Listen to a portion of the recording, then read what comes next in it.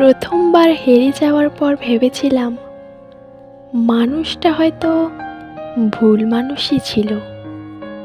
দ্বিতীয়বার হেরে যাওয়ার পর নিজেকে সান্ত্বনা দিয়েছিলাম, হয়তো আমাদের ভুল সময় দেখা হয়েছিল।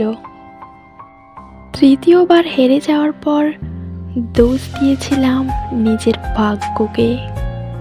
বারবার ধাক্কা খাওয়ার পরও ফিরে এসেছিলাম, বোধহয় আবার হেরে যাওয়ার জন্য।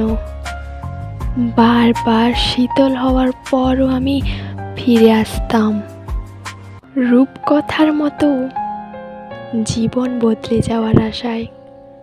কিন্তু মানুষ মাত্রই বেহায়া। প্রতিবার পাথর হয়ে যাওয়ার পণ করে সেই সামান্য মায়ার জন্য সবার কাছে আত্মসমর্পণ করে ফেলি। শতবার, সহস্রবার।